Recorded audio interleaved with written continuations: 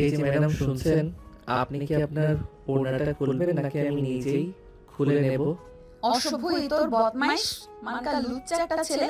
তোর কত বড় সাহস, তুই আমাকে বলছিস তুই আমার ওড়না খুলে নিবি? চর মেরে তোর সব কটা দাঁত ফেলে দেবো বলে দিলাম। তুই জানিস আমি কে, কি আমার পরিচয়? আরে ম্যাডাম, এক্সকিউজ, নিজে করতে কি বলছেন? আপনি আমাকে চড় মারবেন কেন? আমি আপনাকে খারাপ কিছু বলেছি নাকি? আমি তো বললাম এই যে আপনার ওড়নাটা আমার ঘড়িতে আটকে গেছে, এটা খুলে নেওয়ার জন্য। আমি তো আর এখানে আপনার জন্য সারাদিন দাঁড়িয়ে থাকবো না, আমাকে তো বাসায় যেতে হবে, তাই আর কি। সাগরের এই কথা শুনে নদী তাকিয়ে দেখে সত্যি সত্যি তার ওড়নাটা সাগরের ঘড়ির সঙ্গে লেগে আছে। তখন নদী সাগরকে বলতে লাগলো, ও সরি, আমি আসলে বুঝতে পারিনি আর খেয়াল করিনি। প্লিজ এইবারের মতো আমাকে ক্ষমা করে দিন। ঠিক আছে, আমি নিজেই এটা ছাড়িয়ে নিচ্ছি। আমি তো অনেকক্ষণ ধরেই আপনাকে বলেছিলাম এটা ছাড়িয়ে নেওয়ার জন্য, কিন্তু আপনি তো আমার কথা না বুঝেই আমাকে এতগুলো কথা শুনিয়ে দিয়েছেন। আপনার মেয়ে মানুষটা বুঝি এরকমই হয়। দেখুন, আপনি এসব কি বলছেন? মেয়ে মানুষরা এরকমই হয় মানে? আমি দেখতে পাইনি আপনার ঘড়ির সঙ্গে আমার ওড়নাটা পেঁচিয়ে গেছে, তাই বলে কি আপনি আমাকে এইভাবে কথা শোনাবেন নাকি? তাছাড়া আপনারা ছেলে মানুষরা বা কেমন? আমি তো আপনাকে সরি বলেছি, তারপরও আপনি এইভাবে গায়ে পড়ে আমার সঙ্গে কথা বলছেন কেন? সুন্দরী মেয়ে মানুষ দেখলেই বুঝি কথা বলতে ইচ্ছে করে। আগে না ম্যাডাম, আমার চরিত্র সেরকম নয়। আপনি তো ইচ্ছে করে আমার ঘড়ির সঙ্গে আপনার ওড়নাটা পেঁচিয়ে দিয়েছেন আমার সঙ্গে কথা বলার জন্য, কিন্তু আমার যেরকম কোনো ইচ্ছা নেই আপনার সঙ্গে কথা বলার। তাহলে এখন তো আমি আপনার ঘড়ি আমার ওড়না থেকে ছাড়িয়ে দিয়েছি, এখন এখানে দাঁড়িয়ে আছেন কেন? এখনো এখান থেকে চলে যাচ্ছেন না কেন? নাকি আপনার চেহারাটা আমাকে দেখাতে চাইছেন? দেখুন, এত সুন্দর চেহারা আমাকে দেখিয়ে কোনো লাভ হবে না, কারণ আমার বিয়ে ঠিক হয়ে গেছে। আপনি অন্য চরকায় তেল দেন। আপনাদের মেয়ে মানুষদের সমস্যা কি আমি সেটাই বুঝতে পারি না। ছোট্ট একটা ইস্যু পেলেই হলো আপনারা সেটাকে নিয়ে খুব বেশি মাতামাতি করে ফেলেন। আমি কি আপনাকে এখনো পর্যন্ত বলেছি যে আপনাকে আমি বিয়ে করতে চাই? আপনাকে আমার পছন্দ হয়েছে, আপনি তো নিজের থেকে এসব কথা বলছেন। তাছাড়া আপনি কি নিজেকে বিশ্ব সুন্দরী ঐশ্বরিয়া রায় মনে করেন নাকি, যে আপনার পিছনে ছেলেরা লাইন পেতে পড়ে থাকবে? হ্যাঁ, আমি নিজেকে বিশ্ব সুন্দরী ঐশ্বরিয়া রায়ের চেয়েও বেশি সুন্দরী মনে করি, কারণ আমি সব দিক থেকেই পারফেক্ট। এই শুনুন, আপনার সঙ্গে ফালতু পেঁচাল করার কোনো সময়ই আমার কাছে নেই। আমি এক্ষুনি বাসায় ফিরতে হবে। এই বলে নদী সেখান থেকে চলে গেল। আর এইদিকে সাগর দাঁড়িয়ে দাঁড়িয়ে রাগে গজগজ করতে লাগলো, এই কেমন মেয়ে মানুষ বাবা, নিজে ইচ্ছে করে আমার ঘড়ির সঙ্গে ওড়না পেঁচালো, আবার এতগুলো কথা শুনিয়ে চলে গেল। যাই হোক, এখানে দাঁড়িয়ে সময় নষ্ট করার সময় সাগরের হাতে নেই, তাই সে চুপচাপ সেখান থেকে বের হয়ে চলে গেল। আসলে আজ তার বড় ভাইয়ের জন্য পার্টি দেখতে যেতে হবে, তাই সে মিষ্টির দোকানে মিষ্টি কিনতে এসেছিল। আর দোকান থেকে বের হওয়ার সময় এই ঘটনা ঘটে। তো বিয়ার চলুন কথা না বাড়িয়ে মূল গল্পে ফিরে আসা যাক। সাগর মিষ্টি নিয়ে বাসায় চলে আসলো, তারপর ফ্যামিলির সবাইকে নিয়ে তার হবু ভাবির বাড়ির উদ্দেশ্যে রওনা দিল। সাগর গাড়ি ড্রাইভ করছে আর তার ভাইয়া তার পাশে বসে আছে, পিছনে তার বাবা মা আর ছোট বোন। কি ব্যাপার ভাইয়া, তোকে এরকম বিষণ্ণ দেখাচ্ছে কেন? তোর বিয়ের সম্বন্ধ ঠিক করতে যাচ্ছি।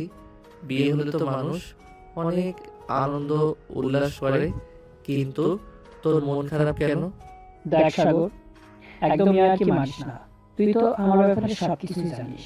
আমি যে এখানে বিয়েটাই করতে চাই না, সেখানে আমাকে জোর করে পার্টি দেখতে নিয়ে যাচ্ছিস।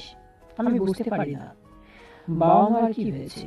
আমি তাদেরকে খুলে বলার পরও তারা এটা মেনে নিল না। দেখ ভাইয়া, বাবা মা কখনো খারাপ কিছু চায় না। বাবা মা সবসময় চায় সন্তানের ভালো কিছু হোক। তাছাড়া বাবা মা তো বলেছে যে মেয়েটার সঙ্গে তোর বিয়ে ঠিক করেছে, সেই মেয়েটা সব দিক থেকেই পারফেক্ট, পড়াশোনার চেহারা আর সব দিক থেকেও। তাহলে তোর এই মেয়েটাকে বিয়ে করতে সমস্যা কোথায়? হায় হায়, তুই তো জীবনে প্রেম করিসনি, তাহলে প্রেমের মর্যাদা বুঝবি কি করে? আমি ওই মেয়েটাকে ভালোবাসি আর ওই মেয়েটাকে বিয়ে করব বলেই কথা দিয়েছি। এখন আমি ওই মেয়েটাকে দেখে অন্য একটা মেয়েকে বিয়ে করব কি করে? তুই নিজেই বল। যাই হোক ভাইয়া, তারপর আমি তোকে একটা কথাই বলবো। বাবা মা যখন এই মেয়েটার সঙ্গে তোর বিয়ে ঠিক করছে, তুই তখন তুই এই মেয়েটা বিয়ে কর। আমি পারবো না, এটা আমার দ্বারা কোনোভাবেই সম্ভব নয়। আমি ওই বাড়িতে গিয়ে সরাসরি সবার সামনে বলেই দিব আমি অন্য একটা মেয়েকে ভালোবাসি। আমি এই মেয়েটাকে কোনোভাবে বিয়ে করতে পারবো না। ভাইয়া তোকে আমি রিকোয়েস্ট করে বলছি, তুই এরকম কিছুই করিস না। তুই তো খুব ভালো করেই জানিস বাবা প্রচন্ড রাগী মানুষ। বাবা যদি একবার রেগে যায় তাহলে খুব খারাপ কিছু হয়ে যাবে। তুই এরকমটা কখনোই করিস না। কিন্তু মনে একজনের ভালোবাসা রেখে অন্য একজনের সঙ্গে সংসার করা আমার পক্ষে সম্ভব নয়। প্লিজ ভাই, তুই কিছু একটা ব্যবস্থা কর। এখানে আমি কি করতে পারি? তুই অযথাই আমাকে ঝামেলায় ফেলিস না। আমি আমার মতো ভালো আছি। এরপর সাগর আর কোনো কথা না বলে চুপচাপ গাড়ি চালাতে লাগলো। কিছুক্ষণের মধ্যেই তাদের গন্তব্যস্থলে এসে পৌঁছে গেল। তারপর সবাই মিলে গাড়ি থেকে নেমে বাড়ির ভিতরে চলে আসলো। একজন মধ্যবয়স্ক লোক ড্রয়িং রুমে বসে তাদের সঙ্গে গল্প করছে। তখন সাগরের আপু ওই মধ্যবয়স্ক লোককে উদ্দেশ্য করে বলল, তা ভাই সাহেব, অনেকক্ষণ তো হলো আমরা এখানে এসেছি, এবার আপনার মেয়েকে ডেকে আনুন। আচ্ছা ঠিক আছে, আপনি বসুন, আমি আমার মেয়েকে ডেকে নিয়ে আসছি। এই বলে নদীর আপু সেখান থেকে উঠে সোজা নদীর রুমে চলে আসলো। নদী তখনও রেডি হচ্ছে। এটা দেখে নদীর আপু বলতে লাগলো, কি ব্যাপার মা, তুমি এখনো রেডি হওনি? পাত্রপক্ষ তো অনেকক্ষণ হলো চলে এসেছে, তাড়াতাড়ি রেডি হয়ে চলে আসো। এই তো আব্বু আসছি। অতঃপর নদীর আপু সেখান থেকে বের হয়ে ড্রয়িং রুমে চলে আসলো। তার ঠিক 5 মিনিট পর নদী সিঁড়িতে নামছিল। আর তখনই হঠাৎ নদী আর সাগরে চোখাচোখি হয়ে গেল। সাগর তো একদম অবাক, এই মেয়েটা এখানে কি করছে। কিন্তু যাই হোক, সকালে ঘটে যাওয়া ঘটনাটা কোনোভাবেই এখানে তোলা যাবে না, তাহলে বিয়েটাই ভেঙে যাবে। সাগর কোনো কথা না বলে চুপচাপ মাথা নিচু করে বসে মোবাইল টিপছে। আর তখনই নদী এসে সবার সামনে বসলো।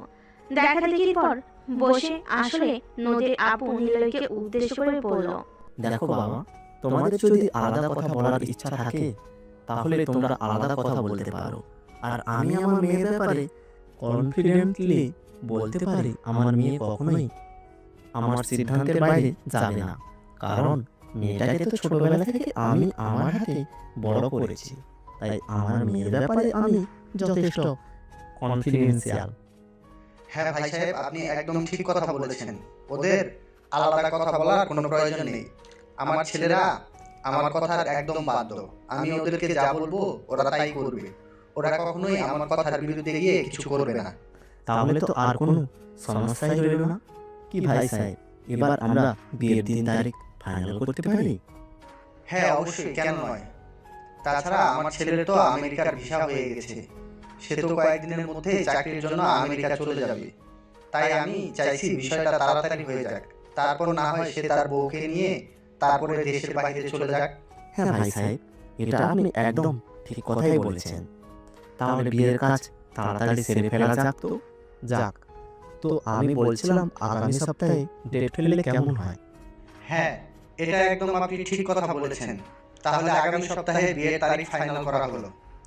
আর এর মধ্যে আমরা সবকিছুর ব্যবস্থা করে ফেলতে পারবো। তবে ভাই সাহেব, আপনাকে একটা রিকোয়েস্ট আছে। আপনি কিন্তু নিজের পয়সা খরচ করে কিছু করতে যাবেন না। দেখুন, আল্লাহ পাক রাব্বুল আলামিন টাকা পয়সা অর্থ সম্পদ সবকিছু আমাকে মোটামুটি দিয়েছে, যেটা দিয়ে আমি চলে যেতে পারবো। তাছাড়া আমি চাই বিয়ের সমস্ত খরচাপাতি আমি আমার পকেট থেকে করি, আপনার পকেট থেকে যেন দুয়ানা খরচ না হয়। আরে বেয়াই মশাই, এটা আপনি কি কথা বলছেন? নদী আমার একমাত্র মেয়ে, তার বিয়েতে আমি কেন খরচ করবো না? এটা হয় নাকি? তার মা মরা মেয়ে, মেয়েটাকে ছোটবেলা থেকে আমি অনেক কষ্টে লালন পালন করে মানুষ করেছি, তাই আমি চাই আমার মেয়েটাকে সাধ্যমতো সাজিয়ে দিতে। দেখুন, আপনাকে তো আমি আগেই বললাম, আমি চাই না আমার পুত্রবধূ আপনার বাড়ি থেকে একটা সুতা পর্যন্ত নিয়ে যাক। কারণ আল্লাহ পাক আমাকে অনেক দিয়েছেন, আমি আমার পুত্রবধূকে সাজিয়ে গুছিয়ে নিতে পারবো। তাছাড়া আপনার একলা জীবন কাটাবে কি করে, আপনি সেই ব্যাপারে একটু চিন্তা ভাবনা করুন। আমার পুত্রবধূকে নিয়ে আপনার আর কোনো চিন্তা করতে হবে না। তারপর তাদের মধ্যে বেশ কিছুক্ষণ গল্প গুজব চলতে লাগলো। গল্প গুজব শেষ হলে খাওয়া দাওয়ার আয়োজন করা হয়। সবাই মিলে একসঙ্গে ডাইনিং টেবিলে বসে খাবার খাচ্ছিল। তখনই হঠাৎ সাগরের গলায় মাছের কাঁটা আটকে গেল। আর তখনই নদীর আপু সাগরকে বলতে লাগলো, বাবা তুমি একটা কাজ করো, ওইদিকে বেসিন আছে, ওখানে গিয়ে তুমি তোমার গলার কাঁটাটা বের করার চেষ্টা করো। আচ্ছা আঙ্কেল, ঠিক আছে, আমি দেখছি। এই বলে সাগর খাবার টেবিলে উঠে বেসিনের কাছে চলে আসলো আর কুলি করতে লাগলো গলার কাঁটা বের করার জন্য। তখনই নদী সেখানে এসে দাঁড়ালো। সাগরের কানের কাছে মুখ নিয়ে বলতে লাগলো, এই ছেলে, তুমি এখানে কি করতে এসেছো? সেই প্রশ্নটা যদি আমি আপনাকে করি তাহলে কি উত্তর দেবেন? আমি না হয় আমার ভাইয়ের বিয়ের সম্বন্ধে করতে এসেছি, কিন্তু আপনি তোমার সাহস দেখে আমি অবাক না হয়ে পারছি না। আমার বাড়িতে এসে তুমি আমাকে প্রশ্ন করছো বাড়িতে আমি কি করছি। এটা আমার বাড়ি, বুঝতে পেরেছো? সেটা তো আমি দেখতে পাচ্ছি, আর আপনিও তো দেখতে পাচ্ছেন। আপনার যে ছেলেটার সঙ্গে বিয়ে হচ্ছে আমি তার একমাত্র আদরের ছোট ভাই। তো আমাকে এসব প্রশ্ন করা থেকে বিরত থাকলে সবচাইতে বেশি খুশি হব। আর হ্যাঁ, একটা কথা আপনাকে বলে দিই, আমাদের বাড়ির পুত্রবধূ হতে যাচ্ছেন, ভালো কথা। নিজের এসব ডেমা কমিয়ে ফেলুন, কারণ এরকম অহংকারী মানুষদের আমরা খুব একটা পছন্দ করি না। আমরা চাই আমাদের বাড়িতে যে থাকবে সে আমাদের মতোই সহজ সরল আর সাধারণ কেউ হোক। কিন্তু আমি মোটেও সেরকম নই। আমি আমার মতোই। আমি কাউকে এতটাও প্রশ্রয় দিতে চাই না যে কেউ একজন মানুষ আমার মাথায় চড়ে বসুক। শুনুন, আপনি না বড্ড অহংকারী। আমার মনে হয় আপনি আমাদের বাড়িতে গিয়ে খুব বেশি দিন টিকতে পারবেন না, কারণ আমাদের বাড়িতে আবার অহংকারী মানুষদের খুব একটা পছন্দ করা হয় না। সেটা তো আপনি জানতেনই। সকালে যখন আপনার সঙ্গে দেখা হলো, কথা হলো, আপনি তো তখন এটা বুঝতে পেরেছিলেন। তাহলে এতক্ষণ যখন নিচে কথাবার্তা চললো তখন আপনি কিছু বললেন না কেন? আপনার কি মাথা খারাপ নাকি যে আমি এখানে কিছু বলতে যাব? কারণ আমি আমার ফ্যামিলির সবাই আমার আব্বুকে খুব ভয় পাই। আব্বুর কথা বলার উপরে কারোর কথা বলার কোনো সাহস নেই। তাই আমাদের আব্বু যেখানে কথা বলে আমরা সবাই সেখানে চুপচাপ থাকি, নীরব দর্শকের মতো সবাই সব শোনায় আমাদের কাজ। তাই তাহলে তো আমারও বলতে হয় যে আমি আমার বাবার একমাত্র বাধ্য মেয়ে। আমার বাবা ঠিক করেছিল তার পছন্দ মতো আমাকে বিয়ে দিবে, তাই বাবার পছন্দ করা ছেলেকে বিয়ে করছি। এখানে তো আমার আপত্তি রেখে কোনো লাভ নেই। তাছাড়া আমার মা মারা যাওয়ার পর আমার বাবার আমার কথা চিন্তা করে সংসার করেনি, তাই বাবার কথা ফেলে দেওয়া আমার পক্ষে সম্ভব নয়। যদি বাবার কথা এতই মেনে চলেন তাহলে বাবার কথা রক্ষার জন্য আমার মনে হয় আপনার নিজেকে একটু পরিবর্তন করা উচিত। আমি এখন আসি, এখানে আপনার সঙ্গে দাঁড়িয়ে এতক্ষণ কথা বলছি, এটা আবার আমাদের বাড়ির কেউ দেখে ফেললে সমস্যা হতে পারে। সবাই ভাববে বিয়ের আগে আমি বিয়ে ভাঙানি করছি। এই বলে নদীকে আর কোনো কথা বলার সুযোগ না দিয়ে সাগর সেখান থেকে চলে গেল। এরপর চলে গেল দুদিন। সেদিন দুপুরবেলা সাগরের আব্বু সাগরকে নিজের রুমে ডেকে নিলেন আর বললেন, সাগর, তুমি তোমার ভার্সিটি থেকে কিছুদিনের ছুটি নিয়ে নাও। তুমি তো জানো তোমার ভাইয়ের বিয়ের সম্বন্ধ ঠিক হয়েছে। এই সপ্তাহে তোমার ভাইয়ের বিয়ে, তাই বাড়িতে অনেক কাজকর্ম আছে যেগুলো দেখাশোনা তোমাকেই করতে হবে। আচ্ছা আব্বু, ঠিক আছে, কোনো সমস্যা নেই, আমি সব কিছু সামলে নিতে পারবো। তোমার চিন্তার কোনো কারণ নেই। তাছাড়া আমার বন্ধু বান্ধবরা তো আছে, ওদেরকে নিয়ে আমি সবকিছু ঠিক সামলে নেব। হ্যাঁ, সেটা ঠিক আছে। আরেকটা কথা, তুমি কিন্তু তোমার সব বন্ধু বান্ধবকে আমার পক্ষ থেকে দাওয়াত দিয়ে দিবে। হাজার হোক আমার বড় ছেলের বিয়ে বলে কথা, আমি চাই বিয়েতে সবাই আনন্দ করুক। হ্যাঁ আব্বু, এটা তুমি একদম ঠিক কথাই বলেছো। আমরা সবাই ভাইয়ের বিয়েতে অনেক আনন্দ করব। ভাইয়া, আমি একটা অঙ্ক সলভ করতে পারছি না। দিদি, আমাকে একটু এটা করে দেবে? আচ্ছা ঠিক আছে, আমি করে দেব। তুই তোর রুমে যা, আমি একটু পরে আসছি। আচ্ছা ঠিক আছে, তুই কিন্তু তাড়াতাড়ি আসবি, আমি তোর জন্য অপেক্ষা করছি। তারপর সাগর তার বাবার সঙ্গে আরো বেশ কিছুক্ষণ কথা বলে তিশার রুমে চলে আসলো। সাগর তিশার রুমে চলে আসা মাত্রই তিশার সঙ্গে সঙ্গে তার রুমের দরজাটা বন্ধ করে দিলে এটা দেখে সাগর অনেকটাই চমকে গিয়ে বলতে লাগলো, কি ব্যাপার তিশা, কি হয়েছে? আমি তো কিছুই বুঝতে পারছি না। তুই রুমের দরজা কেন বন্ধ করলি? কোনো সমস্যা আছে নাকি? কোনো সমস্যা নেই, তবে ভাইয়া তোকে একটা কথা জিজ্ঞেস করার আছে। সেদিন যখন আমরা সবাই খাবার খাচ্ছিলাম তোর গলায় মাছের কাঁটা আটকে গেল, আর তখন তুই বেছে নিয়ে গিয়েছিলি গুলি করার জন্য। তখন দেখলাম আমাদের হবু ভাবি তোর সঙ্গে বেশ কিছুক্ষণ কথা বললো। কি ব্যাপারে কথা বলবে? কেন, কোনো সমস্যা হয়েছে নাকি? না, আমার কেন জানি মনে হয় তুই ভাবিকে আগে থেকেই চিনিস সেইরকমই। তাদের কথাবার্তা থেকে বোঝা যাচ্ছিল। অনেক সেটা খেয়াল না করলেও আমি খেয়াল করেছিলাম। এবার তুই আমাকে সত্যটা বল। দেখ, তুই আমার একমাত্র আদরের ছোট বোন।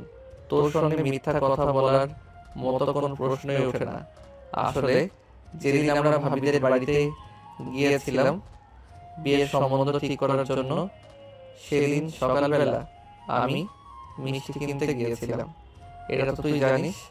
আর সেখানেই ভাবির সঙ্গে দেখা হয়েছিল, আর ছোট্ট একটা ঝামেলা নিয়ে একটু কথা কাটাকাটিও হয়েছিল, তাই আর কি, এর বেশি কিছুই না।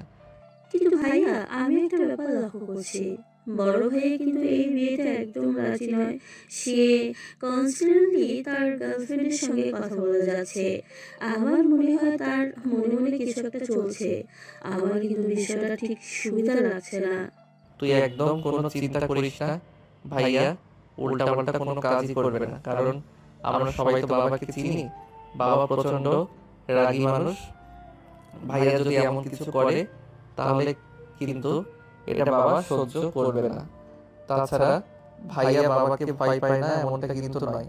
কিন্তু তুই তো জানিস ভাইয়া একটা মেয়েকে পছন্দ করে। এই মেয়েটার সঙ্গে ভাইয়া প্রায় 4 বছরের রিলেশন। কিন্তু বাবা মেয়ে না নয়, বাবা এটা বিয়ের সম্বন্ধ ঠিক করেছে। এখন কি হবে এটা তো ভেবে পাচ্ছি না। আচ্ছা ঠিক আছে, তুই এই ব্যাপারে চিন্তা করিস না। আমি ভাইয়ার সঙ্গে কথা বলবো, আরো একবার ভাইয়াকে বুঝিয়ে বলবো, দেখি ভাইয়া এরকম কিছুই করবে না। ভাইয়া বিষয়টা বুঝতে পারবে। আচ্ছা ঠিক আছে, কিন্তু তারপরও আমার খুব ভয় লাগছে। ভয় পাওয়ার কোনো কারণ নেই ভাইয়া, উল্টাপাল্টা কিছুই করবে না, তুই নিশ্চিন্তে থাক।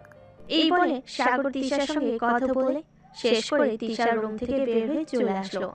এরপর সেদিন বিকালবেলা নীলয় ছাদে বসে তার গার্লফ্রেন্ডের সঙ্গে কথা বলছিল।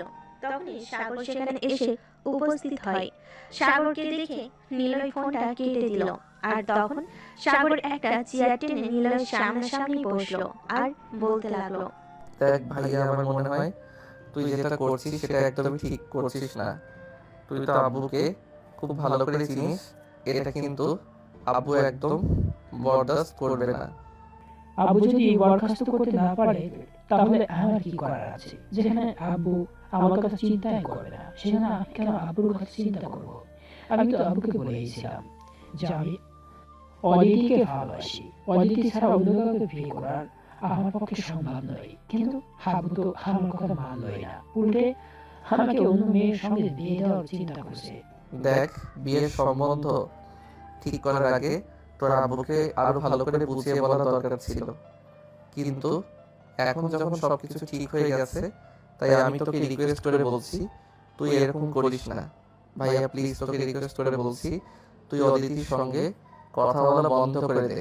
এটা কোনোভাবেই সম্ভব নয়। আমাদের দুজনের এতদিনের সম্পর্ক দুজন দুজনকে ছাড়া বেঁচে থাকতে পারবো না। তার মানে তুই আমরা যাই বলি না কেন সেই কথা কোনোভাবেই শুনবি না। তুই যেটা ঠিক করেছিস সেটাই করবি, কিন্তু আব্বু যদি জানতে পারে তাহলে কি হবে সেটা তুই ভেবে দেখ। আরে ভাই, আমাকে এত জ্ঞান দিস না। এত জ্ঞান দেওয়ার কোনো প্রয়োজন নেই। আব্বু জানতে পারলে কি করবে? আমাকে বাড়ি থেকে বের করে দিবে। তাহলে তাই করুক। তাছাড়া এমনিতেও তো আমি আর ওই বাড়িতে বেশি দিন থাকবো না, কারণ আমার আমেরিকার ভিসা হয়ে গেছে। আমি কিছুদিনের মধ্যে আমেরিকায় চলে যাব। তাহলে আর এত চিন্তা করে কিসের আমার? সাগর তখন বুঝতে পারলো নীলয়ের সঙ্গে কথা বলতে তার কোনো লাভ হবে না, তাই সে নীলয়ের কাছ থেকে নিচে চলে আসলো। তখন তিশা তার পথ আগলে দাঁড়ালো আর বলতে লাগলো, কি ভাইয়া, তোকে বলছিলাম না বড় ভাই মনে মনে কিছু একটা ভাবছে? বড় ভাইয়াকে এটা থেকে আটকানো উচিত। আব্বু এগুলো একদম বরখাস্ত করবে না। আব্বু কিন্তু এগুলো শুনতে পেলে প্রচন্ড রেগে যাবে। চিন্তা করিস না, আমি আম্মুর সঙ্গে কথা বলে দেখি কিছু করা যায় কিনা। তারপর তিশার পাশ কাটিয়ে নিজের রুমে চলে আসে আর মনে মনে ভাবতে তাকে কিছু একটা করতে হবে। ভাইয়াকে যেভাবে হোক আটকাতে হবে, কিন্তু কিভাবে কি করা যায় এটা ভেবে পাচ্ছে না। সাগর এরপর চলে গেল। আরো 2 দিন ইতিমধ্যে বিয়ের কেনাকাটা প্রায় কমপ্লিট হয়ে এসেছে। শুধু বিয়ের বেনারসি আর শেরওয়ানিটাই কিনা বাকি আছে।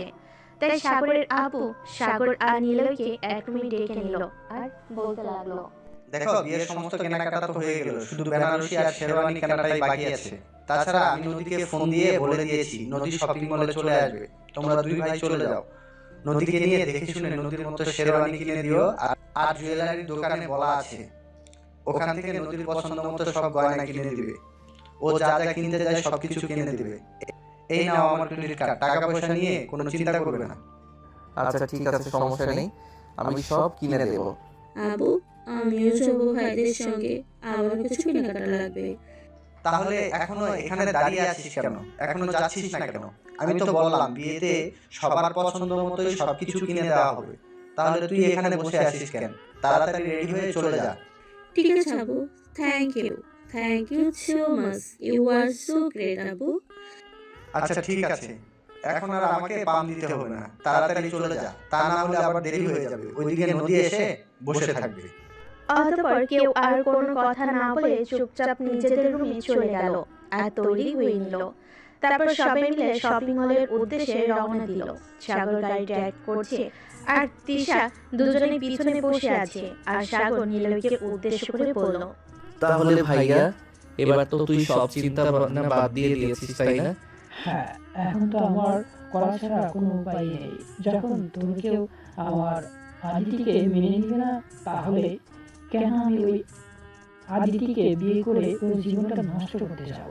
যাই হোক, তোদের বাড়িতে ভালোই, তোরা যখন চাস না আমি অদিতিকে বিয়ে করে, তাহলে আমি অদিতিকেই বিয়ে করবো না।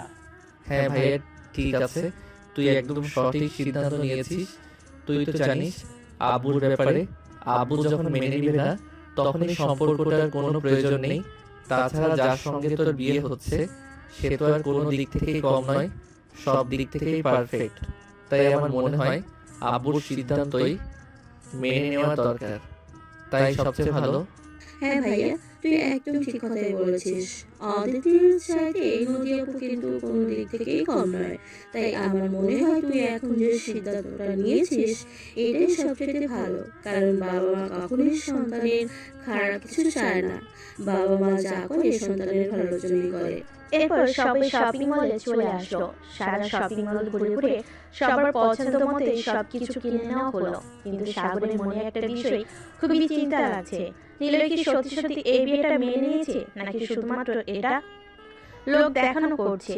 তার মনে মনে অন্য কোনো প্ল্যান ঘুরছে।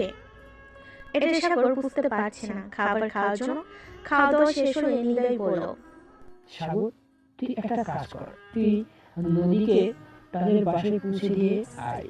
আমার একটা কাজ আছে, আমাকে এক্ষুনি একবার অফিসে যেতে হবে। আরে এটা তুই কি বলছিস বউ? তোর বাসায় পৌঁছে দেওয়ার দায়িত্ব তোর, তাহলে আমি কেন যাব? তুই তো বউকে তোর শ্বশুরবাড়িতে পৌঁছে দিয়ে আয়, আমি যেতে পারবো না। আরে ভাই, আমার এভাবে কেন কথা বলছিস? নদী তোর ভাবি হয়, তাড়াতাড়ি। আমি তো বললাম আমার অফিসে একটা কাজ আছে, এক্ষুনি একবার আমাকে একটু অফিসে যেতে হবে, তাই আমি যেতে পারবো না। প্লিজ ভাই, আমার না করিস না। আচ্ছা ঠিক আছে ভাইয়া, তুই ভাবিকে একটু বাসায় দিয়ে আয়। বড় ভাইয়া তো বললো তার একটা কাজ আছে, সেই কাজটা সেরে তারপর না হয় বাসায় আসুক। হ্যাঁ সাগর, তাই তো, তুমি আমাকে বাসায় পৌঁছে দিয়ে আসো। তোমার ভাইয়ের যখন কাজ আছে তখন তোমার ভাই আর তোমার কোনো প্রয়োজন নেই। তাছাড়া বিয়ের পরে তো আমার সব কাজ তোমার ভাইকেই করে দিতে হবে। এখন না হয় তুমি একটু করো, তাতে সমস্যা কি? সাগর তখন কোনো উপায়ান্তর না পেয়ে নদীকে তার বাসায় পৌঁছে দেওয়ার দায়িত্ব নিল আর গাড়িতে উঠে বসলো। নদী চুপচাপ বসে আছে আর এইদিকে সাগর গাড়ি চালাচ্ছে। তখনই হঠাৎ সাগর বলে উঠলো, দেখো, এখন তো তুমি আমার ভাবি হতে চলেছো, তাই আমি তোমাকে কোনো প্রশ্ন করতেই পারি, ইফ ইউ ডোন্ট মাইন্ড। অবশ্যই তোমার লিমিটের মধ্যে প্রশ্ন করবে, তাহলে আমি উত্তর দেবার চেষ্টা করব। কিন্তু তুমি কখনোই তোমার লিমিটের বাইরে গিয়ে আমাকে কোনো প্রশ্ন করবে না যেটার উত্তর আমি তোমাকে দিতে পারবো না। অবশ্যই, আমি কেন আমার লিমিটের বাইরে গিয়ে তোমাকে কোনো প্রশ্ন করব? আমি আমার লিমিটের মধ্যেই তোমাকে প্রশ্ন করব। আচ্ছা, তুমি আমায় ছোট্ট করে একটা কথা বলো, তুমি কি কখনো কাউকে ভালোবেসেছো? ভালোবাসা আর আমি, প্রেম ভালোবাসা কখনোই আমার জীবনে সেভাবে আসেনি। আর প্রেম করার মতো সময়টাও আমি পাইনি। যতদিন পড়াশোনা করেছি ততদিন শুধু পড়াশোনা নিয়ে ব্যস্ত থেকেছি। আর এখন তো জানো, ছোট একটা চাকরি করছি, অফিসে প্রচুর কাজের চাপ, তাই প্রেম করার মতো সময় তো আমার কখনোই হয়ে ওঠেনি। ও আচ্ছা, তাহলে তো ভালোই। তাহলে তো বলাই চলে যে আমার ভাইয়া বিয়ের পরে একটা ইনটেক জিনিস পাবে। মানে তুমি কি বলতে চাইছো? আমি তো কিছুই বুঝতে পারছি না, একটু খুলে বলবে কি? না মানে আসলে আমি তোমাকে এটাই বলতে চাইলাম, আর এটাই বোঝাতে চাইলাম যে দেখো, এই যুগের মেয়েরা প্রেম করলে ফিজিক্যাল রিলেশন তাই সবচেয়ে বেশি গুরুত্বপূর্ণ হয়ে দাঁড়ায়। ছেলেরা এরকম মেয়েদেরকে ফোর্স করতে থাকে যে ফিজিক্যাল রিলেশন না করলে ওদের সঙ্গে আর ছেলেরা রিলেশন কন্টিনিউ করবে না। তখন মেয়েরা বাধ্য হয়ে ফিজিক্যাল রিলেশন করে। আর তুমি যখন কখনো প্রেমই করনি, তাহলে তো এসব নিয়ে চিন্তা নেই। হ্যাঁ, সেটা তো তুমি একদম ঠিক কথাই বলেছো। এই যুগে প্রেম করতে হলে ফিজিক্যাল রিলেশনটাই সবার আগে, কারণ এই যুগের ছেলেরা তো আবার মেয়েদের শরীর ছাড়া কিছু বোঝে না। হ্যাঁ সেটাই, কিন্তু আমি এটাই বুঝতে পারি না ছেলেরা মেয়েদের শরীরে কি পায়। তাছাড়া যে মেয়েটার প্রতি তারা আসক্ত, সেই মেয়েটাকে বিয়ে করে নিলেই তো পারে, কিন্তু বিয়ের আগে এসব করে কেন মেয়েটাকে কলঙ্কিত করে? এখানে শুধু ছেলেদের দোষ দিলে ভুল হবে, কারণ এতে মেয়েদেরও দোষ আছে। একটা মেয়ে যদি ছেলেকে ক্রস হয় না রে, তাহলে ছেলেটা কখনোই মেয়েটার এত কাছে আসতে পারে না। আচ্ছা বাদ দাও সেসব কথা। এই যে আমরা তোমার বাসার সামনে চলে এসেছি, এখন তুমি বাসায় যাও, আমিও আমার বাসায় চলে যাই। আচ্ছা ঠিক আছে, কিন্তু এইভাবে বাসার সামনে এসে চলে যাওয়াটা ঠিক হলো না। অন্তত এক কাপ চা খেয়ে যেতে পারতে। না সেটা আর প্রয়োজন নেই। কিছুদিন পর তো এমনিতেই কয়েকদিন পর পর তোমাদের বাড়িতে আসতে হবে, তখন তো চা বিস্কিট সবই খেতে হবে। তাহলে এখন আর কেন খরচা করাবো? ভালো থেকো, আসি তাহলে, আল্লাহ হাফেজ। এই বলে সাগর নদীকে নামিয়ে দিয়ে তারপর বাসায় চলে আসলো। এরপর কেটে গেল আরো 2 দিন। ইতিমধ্যে গায়ে হলুদ আর মেহেদির পর্ব শেষ হয়ে গেছে। আজ বিয়ের দিন। বাড়িতে সবাই অনেক আনন্দ করছে, সবাই যার যার মতো করে সাজুগুজু করছে। এদিকে ঝামেলাটা বেঁধে গেল বরযাত্রী নিয়ে বের হওয়ার সময়। তিশা এসে তার বাবাকে জানালো, বাবা, ভাইয়া কোথায়? ভাইয়াকে কোথাও খুঁজে পাচ্ছি না। সে অনেকক্ষণ হলো শেরওয়ানিটা ভাইয়ের এই রুমে রেখে এসেছি, কিন্তু ভাইয়াকে কোথাও খুঁজে পাওয়া যাচ্ছে না। শেরওয়ানিটা বিছানার উপরে পড়ে আছে। কি বলছিস তুই? তোর মাথা ঠিক আছে তো? এসব পাগলের মতো কথা বলছিস কেন? হয়তো বাসায় কোথাও আছে, তাড়াতাড়ি খুঁজে দেখ। আবু, আমার মাথা একদম ঠিক আছে। আমি সারা বাড়িতে খুঁজে দেখছি, ছাদেও দেখেছি, বাগানেও দেখেছি, কিন্তু কোথাও ভাইয়াকে খুঁজে পাওয়া যাচ্ছে না। ভাইয়ার নাম্বারে অনেকবার কল দিয়েছি, কিন্তু ফোন সুইচ অফ বলছে। আমি কিছুই ভেবে পাচ্ছি না ভাইয়া কোথায় গেছে। তুমি একবার আসো না আমার সঙ্গে, দেখবে? আচ্ছা ঠিক আছে, চল আমার সঙ্গে। এই বলে সাগরের আপু আর তিশা সারা বাড়ি তন্ন তন্ন করে খুঁজলো, কোথাও বাদ রাখলো না। কিন্তু নীলয়কে কোথাও খুঁজে পেল না। তখন সাগরের আপু সাগরকে ডাকতে লাগলো, এই সাগর, সাগর কোথায় তুই? তাড়াতাড়ি একবার এদিকে আয়।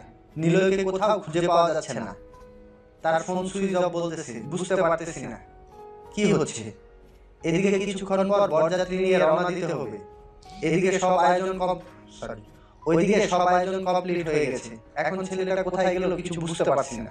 এখন আমার ভাইয়া কোথায় গেল এটাই তো বুঝতে পারছি না। ঠিক আছে দাঁড়াও, আমি একটু খোঁজ নিয়ে দেখি। এই বলে সাগর নীলয় রুমে আসলো। আর তখনই বিছানার উপর থেকে শেরওয়ানিটা তুলেই দেখতে পেল তার নিচে ছোট্ট একটা চিরকুটে লেখা, সবাই আমাকে ক্ষমা করে দিও। আমি তোমাদের কথা চিন্তা করতে পারলাম না, কারণ আমি অদিতিকে ভালোবাসি। অদিতিকে ছাড়া অন্য কাউকে বিয়ে করা আমার পক্ষে কোনোভাবেই সম্ভব নয়। তোমরা যখন আমার এই চিঠিটা পাবে, ততক্ষণে আমার আর অদিতির বিয়ে হয়ে যাবে। আমাকে সবাই ক্ষমা করে দিও। ইতি, নিলয়। চিঠিটা পড়ে সাগরের পায়ের নিচ থেকে যেন মাটি সরে গেল। সে এরকম কিছু একটা আগে থেকে চিন্তা করছিল, কিন্তু সে বুঝতে পারছিল না যে নীলয় সত্যি সত্যি এরকমটা করবে। তখন সে এই কাগজটা নিয়ে তার আব্বুর কাছে চলে গেল আর তার আব্বুর হাতে কাগজটা তুলে দিল। তার আব্বু কাগজটা পড়ে মাথায় হাত দিয়ে বসে পড়ল। তিনি এখন কি করবে, কারণ জীবনে কখনো এমন পরিস্থিতিতে ওনাকে পড়তে হয়নি। উনি যেটা বলেছেন সেটাই করেছেন, কিন্তু নিজের ছেলে এভাবে কথার অবাধ্য হবে এটা তিনি কোনোদিনও কল্পনা করতে পারেনি। যাই হোক, তিনি তখন হঠাৎ করেই সাগরকে ডেকে পাঠালেন। দেখো সাগর, যেটা হওয়ার হয়ে গেছে, এটা নিয়ে আমি আর কোনো চিন্তা করি না। কিন্তু এখন তোমাকে ছোট্ট একটা রিকোয়েস্ট করতে চাই, যদি তুমি রাখো তাহলে বলবো। আব্বু, জীবনে কখনো এমন হয়নি যে আমি তোমার কথা অবাধ্য হয়েছি। আমি অবশ্যই তোমার কথা রাখার চেষ্টা করব। যদি এরকমটাই হয় তাহলে আমি তোমাকে একটা রিকোয়েস্ট করব, তুমি নদীকে বিয়ে করো। কারণ কি জানো, আমি খুব ভালো করে জানি একটা মেয়ে ঠিক হওয়া বিয়ে যখন ভেঙে যায় তখন মেয়েটির মানসিক অবস্থা কেমন হয়। তাছাড়া তুমি তো খুব ভালো করেই জানো আজ নদীদের বাড়িতে কতগুলো মেহমান আছে। সবার সামনে যদি নদীকে অপমানিত হতে হয় তাহলে হয়তো নদীর মরে যাওয়া ছাড়া আর কোনো উপায় থাকবে না। কিন্তু আমি চাই না এরকমটা হোক। কিন্তু আব্বু, নদী কোনোভাবেই আমাকে মেনে নিতে পারবে না, কারণ তার বিয়ে ঠিক হয়েছিল আমার বড় ভাইয়ের সঙ্গে। সে পছন্দ করেছিল আমার বড় ভাইকে, আর সেখানে সে আমাকে স্বামী হিসেবে আমার মনে হয় না কোনোদিনও মেনে নিবে। নদী মেনে নেবে কি নেবে না সেটা তুমি আমার উপরে ছেড়ে দাও, অন্যদিকে মেনে নিতেই হবে। এছাড়া নদীর সামনে আর কোনো পথ খোলা নেই। কারণ একটা কথা তুমি খুব ভালো করে চিন্তা করে দেখো, শুধু নদী আর নদীর বাবাই জানে যে তোমার বড় ভাইয়ের সঙ্গে নদীর বিয়ে ঠিক হয়েছিল। এছাড়া কিন্তু অন্য কেউ জানে না এটা। তাই তোমার সঙ্গে বিয়ে হলে সেটা শুধু নদী আর নদীর বাবাই জানবে। অন্য কেউ জানবে যে পাত্রের সঙ্গে বিয়ে ঠিক হয়েছিল সেই পাত্রের সঙ্গেই বিয়ে হচ্ছে। কিন্তু আপু, আমার মনে হয় না এটা ঠিক হচ্ছে। কারণ ছোট ভাইয়া সবেমাত্র অনার্স ফাইনাল ইয়ারে পড়াশোনা করছে, এখনো পড়াশোনা শেষ হয়নি। তাছাড়া তার ইচ্ছা অনিচ্ছার একটা ব্যাপার আছে।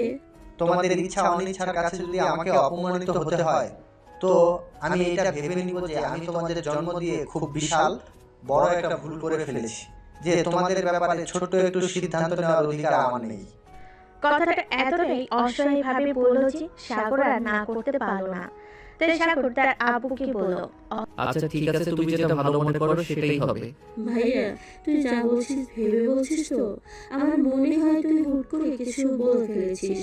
আমি তোকে রিকোয়েস্ট করে বলছি, প্লিজ একটু চিন্তা ভাবনা করে পুরোটা জীবনের ব্যাপার এটা। জীবনটা পুতুল খেলা নয় যে আজ খেললাম কাল ফেলে দিলাম। দেখো ভাইয়া, ওদিকে ভালোবাসে তাই সে বাড়ি ছেড়ে চলে গেছে, কিন্তু আমার লাইফে সেরকম নেই। তাছাড়া আমার কাছে নিজের পছন্দের চাইতে বাবার সম্মানটা অনেক বেশি। কারণ তুই খুব ভালো করে জানিস বাবাকে আমি কতটা ভালোবাসি। তাই আব্বুর সম্মানের কথা চিন্তা করাটা আমার জন্য জরুরি। ঠিক আছে, তাহলে তাই হোক। কারণ দিন শেষে আমি তো একটা মেয়ে। আমার যদি এভাবে বিয়েটা ভেঙে যেত তাহলে আমি অনেক কষ্ট পেতাম। তাই আমি চাই না আমার সামনে অন্য একটা মেয়ে কষ্ট পাক। অতঃপর সবাই মিলে নিলয়ের জায়গায় সাগরকে বর সাজিয়ে নদীদের বাড়িতে নিয়ে যাওয়া হলো। আর তারপর কাজী সাহেবকে সবকিছু বুঝিয়ে বলে, নদীর আব্বুকে সবকিছু বুঝিয়ে বলে সাগরের সাথে নদীর কাছে গোপন রাখতে বলা হলো। নদীর আব্বুকে সবকিছু বুঝিয়ে বলে সাগরের কথাটা নদীর কাছে গোপন রাখতে বলা হলো। অতঃপর সবকিছু গোপন রেখে সাগরের সঙ্গে নদীর বিয়েটা হয়ে গেল। আর তারপর নদীকে সাগরদের বাড়িতে নিয়ে আসা হলো। নদী বাসর ঘরে বসে অপেক্ষা করছে নিলয়ের জন্য, কিন্তু সে ভুল করেও জানতো না এখানে নিলয়ের জায়গায় সাগর আসবে। নদী বাসর ঘরে বসে অপেক্ষা করছে, তখন তিশা সাগরকে রুমে দিয়ে গেল আর বাহির থেকে দরজাটা বন্ধ করে দিল। সাগর রুমে এসে পাগড়িটা রেখে আলমারি থেকে পাঞ্জাবি বের করে সেটা নিয়ে ওয়াশরুমে চলে গেল। নদী তখনও তার দিকে ফিরে তাকায়নি।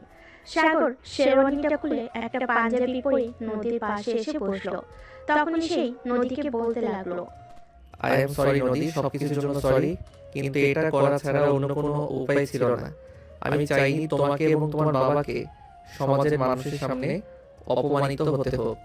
কথাটা শুনে নদী চোখ তুলে তাকালো সাগরের দিকে।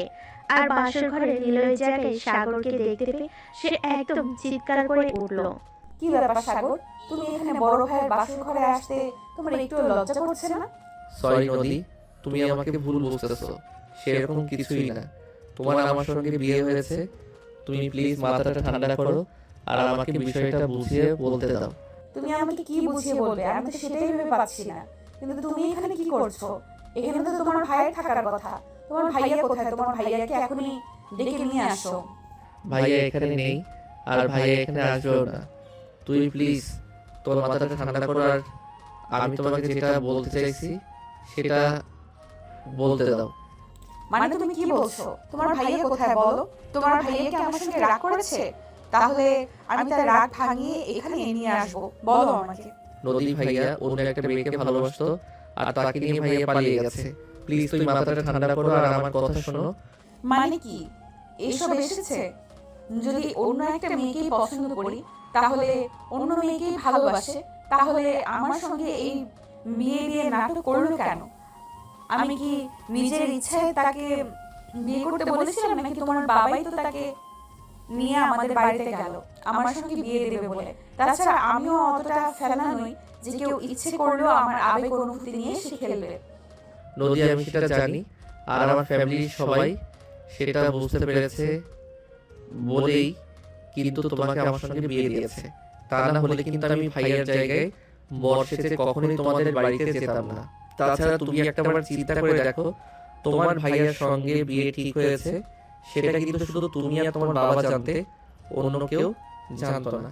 তাই আমার বাবা এরকম পরিস্থিতিতে পড়ে তোমার বাবাকে সব কিছু বুঝিয়ে বলেছে আর তোমার বাবা সেটা মেনে নিয়েছে। কিন্তু আমি এটা মানি না, কারণ আমার সঙ্গে বিশাল প্রতারণা করা হয়েছে। এটা আমি কোনোভাবেই মেনে নেব না। তাছাড়া আমি তোমার কথা কেন বিশ্বাস করব? ওকে ফাইন, ঠিক আছে, আমার কথা তোমাকে বিশ্বাস করতে হবে না। তুমি এখনই তোমার আব্বুকে ফোন দাও, তোমার আব্বু তোমাকে সবকিছু খুলে বলবে। তখন নিশ্চয়ই তুমি আমাকে আরো বিশ্বাস করতে পারবে না।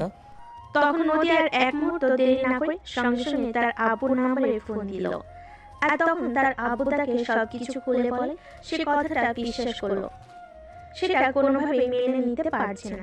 জীবনে কোনোদিন প্রেম করিনি, আমার সঙ্গে কেউ প্রতারণা করবে বলে, আর এখন কিনা আমাকে বিয়ে করতে এসে প্রতারণার শিকার হতে হলো। আমি মানি না এই বিয়ে, আর জীবনে বিয়ের কোনো প্রয়োজন নেই। তুমি আমাকে ডিভোর্স দিলে এবং তুমি কোনোভাবেই আমার সঙ্গে কোনো সম্পর্ক স্থাপনের চেষ্টা করবে না। আচ্ছা ঠিক আছে, আমি খুব ভালো করে জানি ভালোবাসা কখনোই কারোর কাছ থেকে জোর করে আদায় করা যায় না। তুমি যদি কোনোদিনও মনে করো যে আমি তোমাকে বিয়ে করে ভালো করেছি, আমি তোমার জন্য উপযুক্ত, আমি তোমার পাশে দাঁড়াতে পারি, সেই যোগ্যতাটা আমার আছে, তাহলে আমি তোমার কাছে ভালোবাসার দাবি নিয়ে আসবো। কিন্তু তার আগে কখনোই ভালোবাসার দাবি নিয়ে তোমার সামনে দাঁড়াবো না আর কখনো অধিকার আদায় করতে চাইবো না। এই বলে সাগর আলমারি থেকে একটা চাদর আর একটা বালিশ বের করে বেলকনিতে গিয়ে ঘুমিয়ে পড়লো। আর এইদিকে নদী সারা রাত বিছানায় বসে কান্না করলো। সকাল 7টার দিকে সাগর ঘুম থেকে উঠে দেখতে পেল নদী তখনও বিছানায় বসে বসে কান্না করছে। তখন সে নদীর পাশে গিয়ে বসলো আর নদীর মাথায় হাত রেখে বলল, দেখো প্লিজ তুমি এভাবে কান্না করো না, তোমাকে একটা কথা বলতে চাই, প্লিজ আমার কথাটা রাখো।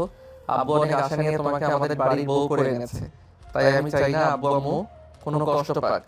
আমার সঙ্গে এত বড় একটা প্রতারণা করা হলো, আর এখন কিনা তুমি বলছো তুমি চাও না তোমার আব্বু আম্মু কোনো কষ্ট পাক? তাহলে তোমার আব্বু আম্মু কষ্ট না পাওয়ার জন্য আমি কি করতে পারি বলো? আমি চাই আমাদের মধ্যে যা হয়েছে বা যা হয়নি এই ব্যাপারে বাইরের কেউ কিছু জানতে না পারুক। তুমি সবার সঙ্গে ভালোভাবে কথা বলো, সবার সঙ্গে ভালো আচরণ করো, যাতে কেউ বুঝতেই না পারে এখানে কিছু একটা ঝামেলা হয়েছে। মানেটা খুবই সিম্পল, তুমি সবাইকে তোমার ব্যবহার আচার আচরণে এটাই বোঝাবে যে ভাইয়াকে বিয়ে করতে না পেরেও তুমি ব্যতীত নও, বরং আমার সঙ্গে ভালোই আছো। আমি মিথ্যে অভিনয় করতে পারবো না। তাছাড়া আমি কখনোই কারোর সঙ্গে মিথ্যে কথা বলতে পারি না। আমাকে দিয়ে এইসব হবে না। প্লিজ যদি আমার কাছে এটা আমার রিকোয়েস্ট, আমি কখনোই তোমার স্বাধীনতার ব্যাপারে হস্তক্ষেপ করবো না। তুমি যেভাবে থাকতে চাও সেভাবেই থাকবে, তোমার যা করতে ইচ্ছা করে তুমি তাই করবে। আমার ফ্যামিলির মানুষ যদি সেই ব্যাপারে তোমাকে বাধা প্রদান করে তাহলে আমি তোমাকে সহযোগিতা করব, কিন্তু প্লিজ আমার ফ্যামিলির মানুষগুলোকে কষ্ট পেতে দিও না। এরপর সাগর নদীকে আরো অনেক করে বুঝিয়ে বলল।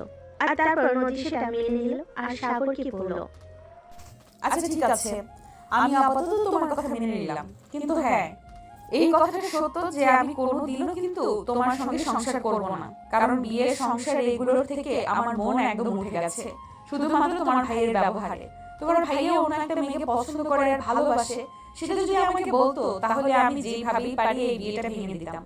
কিন্তু এত বড় প্রতারণার শিকার আমাকে হতে হতো না। আচ্ছা ঠিক আছে, তাহলে এখন ঘুম থেকে উঠে ফ্রেশ হয়ে নাও। আলমারিতে তোমার জন্য কিছু শাড়ি রাখা আছে, ওগুলো থেকেই কোনো একটা শাড়ি পরে নাও।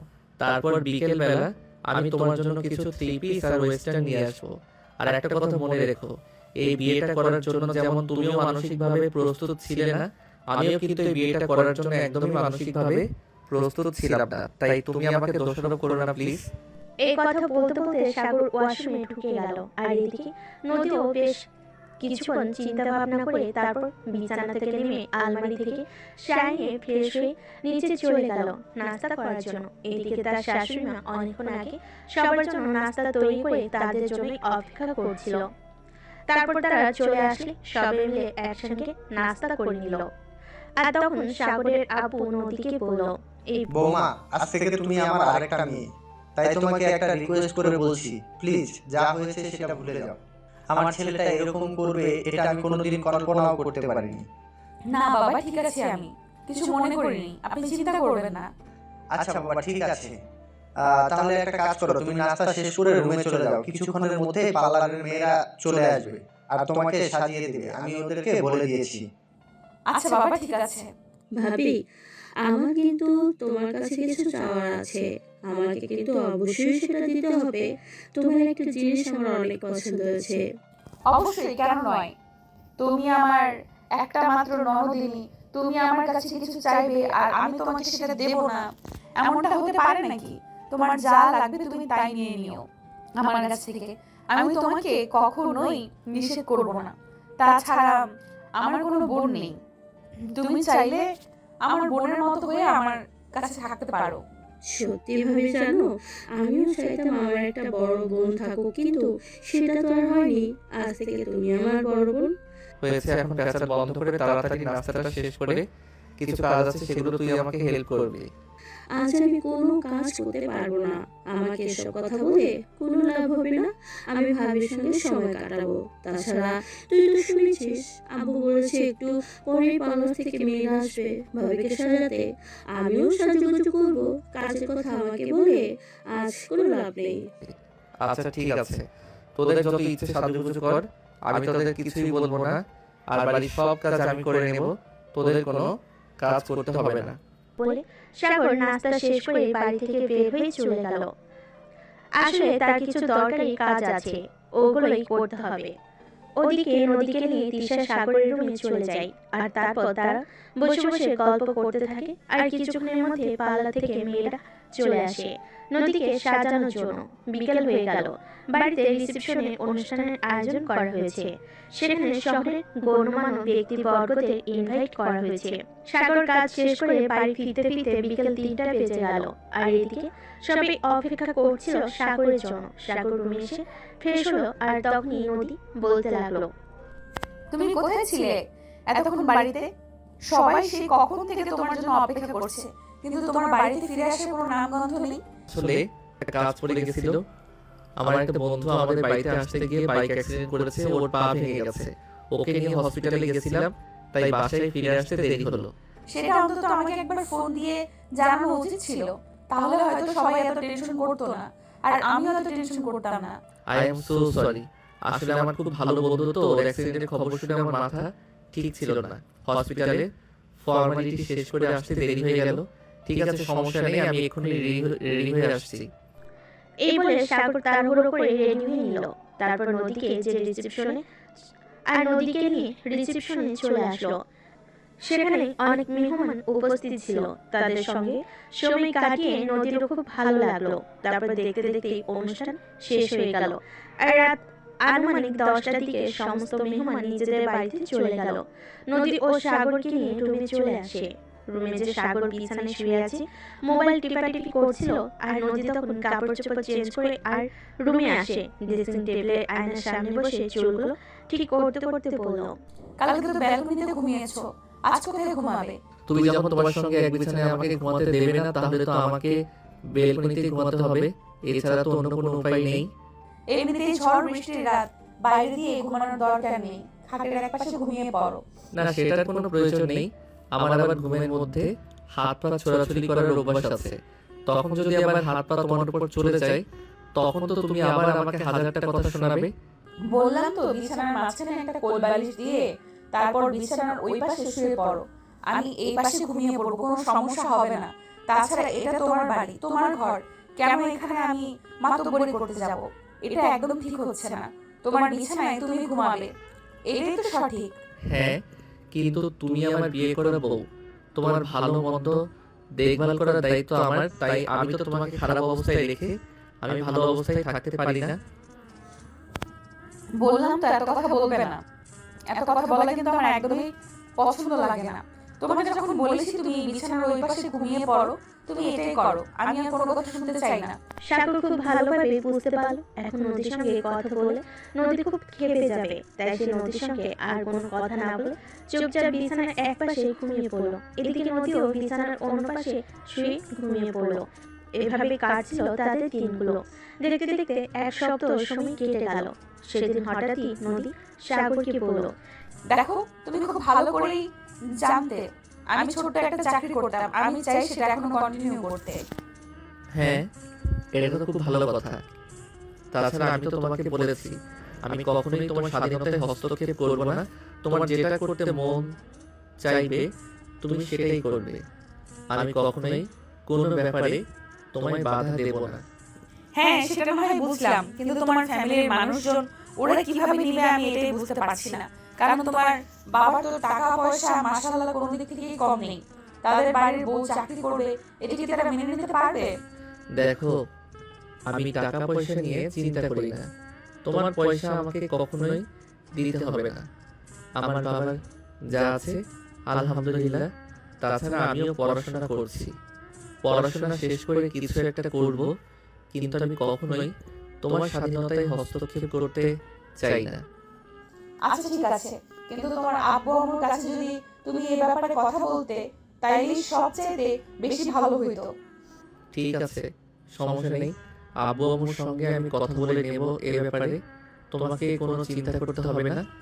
একটা কথা মনে রেখো, তুমি এই বাড়িতে সম্পূর্ণ স্বাধীনতায় থাকবে। কেউ তোমার স্বাধীনতায় হস্তক্ষেপ করবে না। এই বলে সেদিন বিকালবেলা সাগর তার আব্বুর সঙ্গে এই ব্যাপারে কথা বলতে চায়, কিন্তু তার আব্বু অন্যদিকে চাকরি করতে দিতে কোনোভাবেই রাজি হচ্ছিল না। অবশেষে সাগর তার আব্বুকে বলল, দেখো বাবা, তোমাকে একটা কথাই বলতে চাই। নদী এই বাড়িতে স্বাধীনতাহীনতায় ভুগুক, সেটা আমি কখনোই চাই না। তাছাড়া সে আমার বউ, তাই আমি চাই সে সবসময় এটা ফিল করুক যে সে আমার বউ হয়ে কোনো ভুল করেনি। আচ্ছা ঠিক আছে, তোর বউকে তুই কিভাবে রাখবি সেটা তোর ব্যক্তিগত ব্যাপার, তাই আমি তোকে এই ব্যাপারে কিছু বললাম না। তোর যেটা ভালো মনে হয় তুই সেটাই কর। ধন্যবাদ আব্বু। আমি জানতাম তোমাকে বুঝিয়ে বললে তুমি বিষয়টা বুঝতে পারবে। যাই হোক, তাহলে আমি এই খবরটা নদীকে দিয়ে আসি। নদী খবরটা শুনতে পেলে অনেক খুশি হবে। এই বলে সাগর দৌড়ে রুমে চলে আসে। রুমে এসে দেখে নদী বিছানার এক পাশে বসে আছে।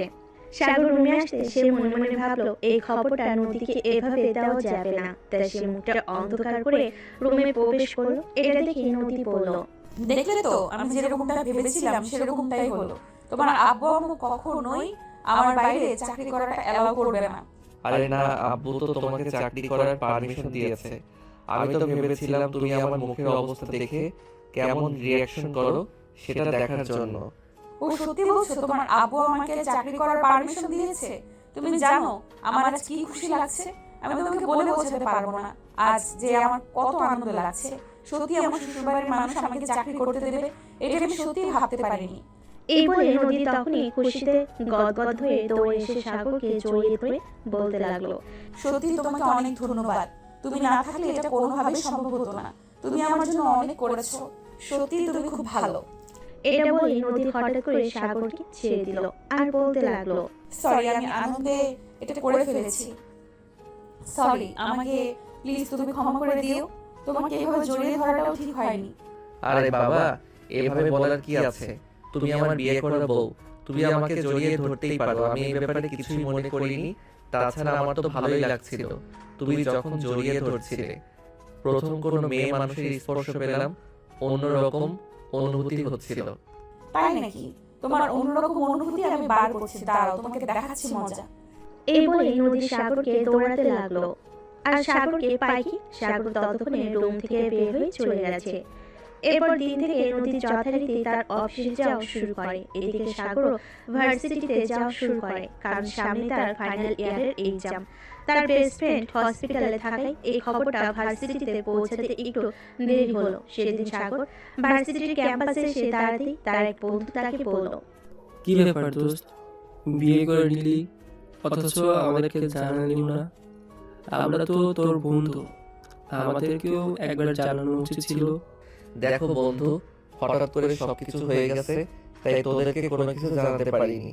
তাছাড়া তোরা তো সবাই জানতি নদীর বিয়ে হতে চলেছিল আমার বড় ভাইয়ের সঙ্গে, কিন্তু দুর্ভাগ্যবশত সেটা আমার সঙ্গে হয়ে গেছে, তাই তোদেরকে বলার সময় পাইনি। আচ্ছা ঠিক আছে, সে না হয় বুঝলাম, কিন্তু এখন আমাদেরকে মিষ্টি কবে খাওয়াবি সেটাই বল। আমরা তো ভেবেছিলাম তোর বিয়েতে অনেক আনন্দ করব, কিন্তু সেটা তো আর হয়ে উঠলো না। তবে তাই বলে তো আর মিষ্টি খাওয়া মিস করতে পারি না, আমাদেরকে অবশ্যই মিষ্টি খাওয়াতে হবে। আচ্ছা ঠিক আছে, কোনো সমস্যা নেই। তোরা যখন মিষ্টি খেতে চাইবি আমি তখনই তাদেরকে মিষ্টি খাওয়াবো। আচ্ছা দোস্ত, একটা ব্যাপার ভেবে খুবই অবাক হচ্ছি। তোর ভাইয়ের সঙ্গে মেয়েটার বিয়ের কথা চলছিল, তার মানে মেয়েটার নিশ্চয়ই তোর চাইতে বয়সে বড়, তাই না? দেখ, যেটা হয়ে গেছে সেটা নিয়ে আমি আর কোনো কথা বলতে চাই না। মেয়েটা আমার চাইতে বয়সে বড় সেটা আমিও খুব ভালো করেই জানি, কিন্তু অ্যাক্সিডেন্টলি যেটা হয়ে গেছে সেটা নিয়ে মাথা ঘামানোর কিছুই নেই। এখন সে আমার বউ, এখন সে আমার কাছে কিভাবে ভালো থাকবে সেটাই আমার কাছে বড় কথা। হ্যাঁ রে ভাই, এটাই ভালো কথা।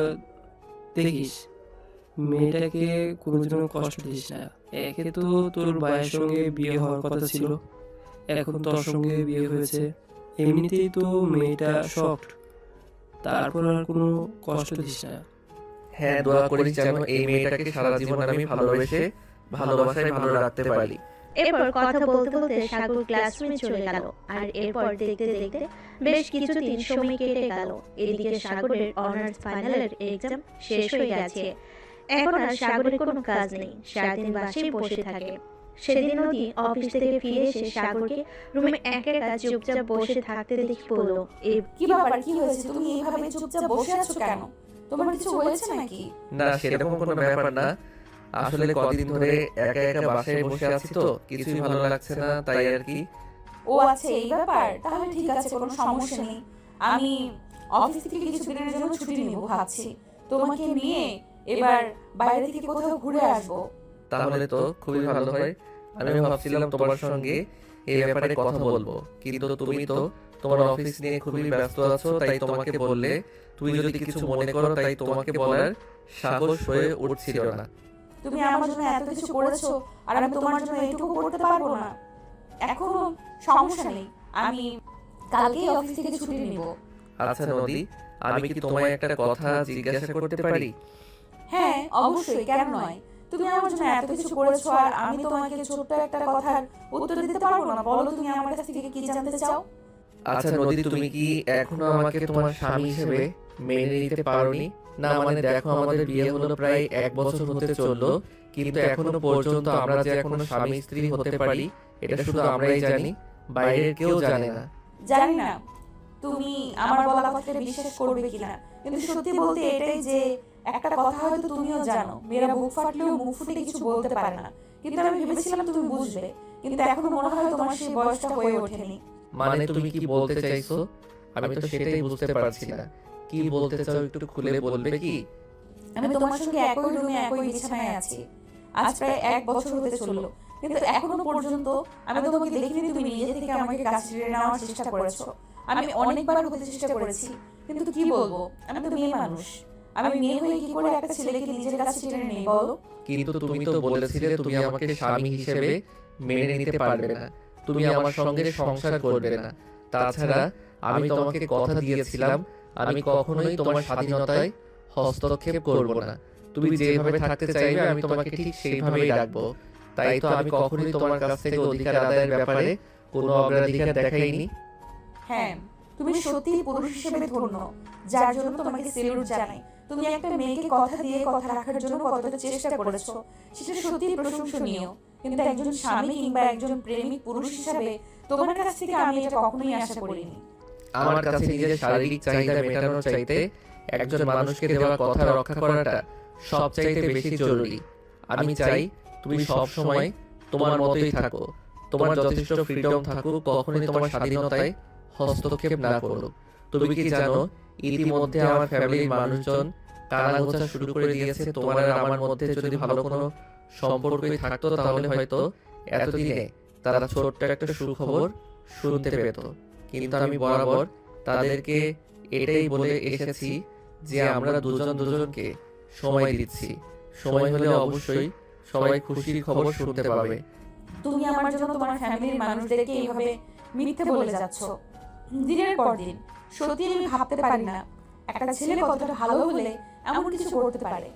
আমি ভালো নাকি খারাপ সেটা আমি জানি না, তবে আমি এইটুকু জানি যে কাউকে দেওয়া কথা রক্ষা করা প্রত্যেকটা মানুষের দায়িত্ব এবং কর্তব্য। আমি তোমাকে কথা দিয়েছি আমি তোমাকে তোমার মতো রাখবো। তুমি যেভাবে থাকতে চাও ঠিক সেভাবেই রাখবো। আমি তো আমার কথার বল খেলা করতে পারি না। তুমি হয়তো আমাকে মেনে নিতে নাই পারো, কিন্তু আমি তোমাকে আমার স্ত্রী হিসেবে গ্রহণ করেছি। তোমার সব সুবিধা ও অসুবিধা দেখা আমার দায়িত্ব। তবে কি আমি এটাই মনে করব যে দায়িত্বের কাছে ভালোবাসা হেরে গেছে? কেন তুমি এরকমটা মনে করবে? কেন এরকমটা মনে করার তো কোনো কারণ আমি দেখতে পাচ্ছি না। ভালোবাসার জায়গায় আছে। তুমি আমাকে স্ত্রীর অধিকার দাওনি, তাতে কি হয়েছে? আমি কি তোমায় ভালোবাসি না? অবশ্যই আমি তোমাকে ভালোবাসি বলেই তোমার দেওয়া প্রত্যেকটা কথা রক্ষার চেষ্টা করছি। যদি তোমায় ভালো নাই বাসতাম তাহলে বাসর রাতেই তোমার কাছ থেকে জোর করে স্ত্রীর অধিকার আদায় করে নিতাম। কিন্তু আমি কি সেটা করেছি? হ্যাঁ, সেই জন্যই তো বলি তুমি আমার দেখা আমার পৃথিবীতে সর্বশ্রেষ্ঠ পুরুষ। তোমার মতো মানুষ হয় না। সত্যি একটা মানুষ নিঃস্বার্থভাবে কাউকে এতটা ভালোবাসতে পারে আর এত কিছু করতে পারে সেটা তোমাকে না দেখলে বুঝতেই পারতাম না। হ্যাঁ, তুমি একদম ঠিক ধরতে পেরেছো। আমার কাছে ভালোবাসার মানুষ আর ভালো লাগা, ভালো থাকা। আমার কাছে ভালোবাসার মানে এই নয় জোর করে সবকিছু আদায় করে নেওয়া। আমার কাছে ভালোবাসার মানে শুধু শরীর নয়, আমার কাছে ভালোবাসার মানে হলো ভালোবাসার মানুষটা যদি আমাকে ভালোবাসে আর আমি তার ভালোবাসাটা বুঝতে পারি তাহলে সে নিজের থেকে নিজের সবকিছু আমায় উজাড় করে দেবে। আমি কেন জোর করে তার কাছ থেকে কোনো কিছু আদায় করতে যাব? হ্যাঁ, একদম ঠিক। তোমার এই বিষয়টা বরাবরের মতো আমায় অবাক করেছে। আমরা দুজন একই রুমে একই বিছানায় আছি প্রায় 1 বছর যাবত। তুমি চাইলে আমার ইচ্ছের বিরুদ্ধে গিয়ে আমার সঙ্গে শারীরিক সম্পর্ক করতে পারতে, কিন্তু তুমি কোনোদিনও আমার ইচ্ছের বিরুদ্ধে গিয়ে আমার হাত পর্যন্ত ধরোনি। বিয়ের পর সবাই কত আনন্দ করে বউকে নিয়ে হানিমুনে যায়, এই করে সেই করে, কিন্তু তুমি কোনোদিনও আমাকে জোর করে এটা বলোনি যে আজ ঘুরতে যাই। আমি তোমায় মাঝে মাঝেই বলেছি আমাকে রেস্টুরেন্টে নিয়ে যাও, আমাকে পার্কে নিয়ে যাও, আমাকে এখানে নিয়ে যাও, আমাকে ওখানে নিয়ে যাও। আমি বললে তুমি কোনোদিন না করোনি, কিন্তু নিজে থেকে কোনোদিনও বলোনি যে আমি তোমাকে নিয়ে এখানে যেতে চাই। কারণ আমি অধিকার খাটাতে চাইনি। অধিকার খাটানোর অধিকার আছে বলেই যে জোর করে সেটা প্রয়োগ করতে হবে এরকম কোনো সংবিধান আমার হাদিসে নেই। তাহলে যদি বলি আমি সারা জীবন তোমার হয়ে থাকতে চাই, তুমি কি তাড়িয়ে দেবে আমায়? কখনোই না, প্রশ্নই ওঠে না। বিয়ে হলো পবিত্র একটা বন্ধন, দিয়ে যখন হয়ে গেছে তখন তো আমাদের দুজনকে একসাথে থাকতে হবে। আমি কেন তোমাকে তাড়িয়ে দিব? তুমি ভালো নাই বাসতে পারো, আমি তো ভালোবেসেছি তোমায়। হয়তো এরকমটা হয়েছে যে আমার ভাইয়ের সঙ্গে তোমার বিয়ে হওয়ার কথা ছিল, কিন্তু দুর্ভাগ্যবশত আমার সঙ্গে তোমার বিয়েটা হয়ে গেছে। তাই বলে আমি কখনোই তোমায় অবহেলা করব না। তুমি আমার স্ত্রী, আমার কাছে পৃথিবীর সবচেয়ে সেরা সুন্দরী এবং সর্বশ্রেষ্ঠ নারী। সত্যি সাগর, আমি তোমায় অনেক ভালোবাসি। আসলে চেনানি জানি একটা ছেলের সঙ্গে আমার বিয়ে ঠিক হলো, তারপর সে আমাকে বিয়ে না করে অন্য একটা মানুষের সাথে পালিয়ে গেল, তারপর আবার তারই ছোট ভাইয়ের সঙ্গে আমার বিয়ে হলো। সবগুলো আমার কাছে কেমন যেন ঘোলাটে লাগছিল। আমি বুঝতে পারছিলাম না আমার কি করা উচিত। তাই হয়তো আমি ভুল করে তোমাকে অনেকটা কষ্ট দিয়ে ফেলেছি। প্লিজ আমাকে ক্ষমা করে দাও। দূর পাগলি, এভাবে বলতে হয় না। তোমার জায়গায় আমি থাকলেও হয়তো সেরকমটাই করতাম। তাছাড়া ভাইয়া যখন কাউকে কিছু না বলে বাড়ি থেকে চলে যায় তখন আমারও খুব খারাপ লেগেছিল। তোমাকে আমি নিজের ইচ্ছায় বিয়ে করতে চাইনি। আমার বাবার সম্মান আমার কাছে সবচাইতে আগে ছিল। আমার বাবা তোমার বাবাকে কথা দিয়েছিল তোমাকে আমাদের বাড়ির বউ করে আনবে। বাবার কথা রক্ষা করতে গিয়ে আমাকে এটা করতে হয়েছে, কিন্তু তার মানে এই নয় যে আমি তোমায় ভালোবাসি না। তোমায় ভালোবাসতাম যেদিন তোমায় বউ করে এই বাড়িতে নিয়ে এসেছিলাম, আর আজকেও ভালোবাসি। সত্যি সাগর, I love you so much. বলে নদী সাগরকে জড়িয়ে ধরে কান্না করতে থাকে। এটা দেখে সাগর নদীকে বলে, লাভ ইউ টু পাগলি। কান্না করে না, কান্না করছো কেন? আমার দেখা মহান পুরুষ তুমি। সত্যি কেউ একটা অচেনা অজানা মেয়ের জন্য এতটা করতে পারে আমার জানা ছিল না। ভালোবেসে বিয়ে করলেও হয়তো কেউ এতটা ফ্রিডম পায় না। সত্যি তুমি খুব ভালো একজন পুরুষ। তাহলে থাকছো তো সারা জীবন আমার সঙ্গে? কখনো ছেড়ে যাবে না তো? আমায় কখনো বিচ্ছেদের যন্ত্রণা দিবে না তো? কখনোই না, আমি তোমায় কখনোই কোনো কষ্ট দেব না। আমি আমার যতটা সম্ভব তোমাকে ভালো রাখার চেষ্টা করব, বিকজ আই লাভ ইউ।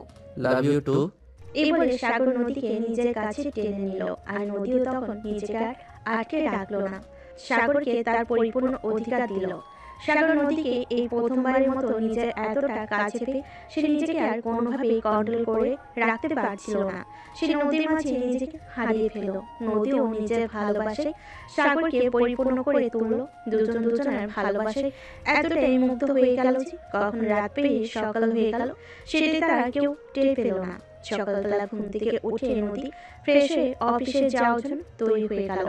আর সাগর তখনই ঘুম থেকে উঠলো। তখনই নদী সাগরকে বলতে লাগলো, তুমি সবকিছু গুছিয়ে রেখো, আমি অফিস থেকে দুপুরের মধ্যে চলে আসবো। তারপর বিকেলের দিকে আমরা রওনা দিব। এভাবে হুটহাট করে আমরা কোথায় যাব? আমরা কক্সবাজার যাচ্ছি আজ রাতেই। আমরা ঢাকা থেকে রওনা দেব আর কাল সকালের মধ্যে কক্সবাজার পৌঁছে যাব। আর হ্যাঁ, আব্বু আম্মুকে আমি বলে দেব। এই বলে নদী সাগরের কপালে আলতো করে একটা ভালোবাসার পরশ এঁকে দিয়ে তারপর রুম থেকে বের হয়ে চলে গেল ড্রয়িং রুমে। এসে দেখতে পেল তার শ্বশুর আর শাশুড়ি দুজনেই বসে আছে। তখন তাদের সঙ্গে সে কথা বলল, তারও সম্মতি জানালো। তারপর নদী বাসা থেকে বের হয়ে অফিসে চলে গেল। দুপুরের দিকে সে তার বসের কেবিনে গেল আর তারপর তার বসের সঙ্গে কথা বলল। বস, আমার কিছুদিনের জন্য ছুটি লাগবে। আপনি তো জানেন আমার বিয়ে হয়েছে প্রায় 1 বছর, কিন্তু এখনো হানিমুনে যেতে পারিনি। তাই ভাবলাম এবার অফিস থেকে ছুটি নিয়ে জামাইকে নিয়ে হানিমুনের কাজটা সেরে আসবো। হ্যাঁ, এটা তো খুবই ভালো ব্যাপার। তুমি বিয়ে করেছো এতদিন হলো, কিন্তু এখনো জামাইকে নিয়ে কোথাও ঘুরতে যাওনি। এই বিষয়টা বারবার আমাকে ভাবিয়ে তুললো। আমি ভাবছিলাম আমি নিজে থেকেই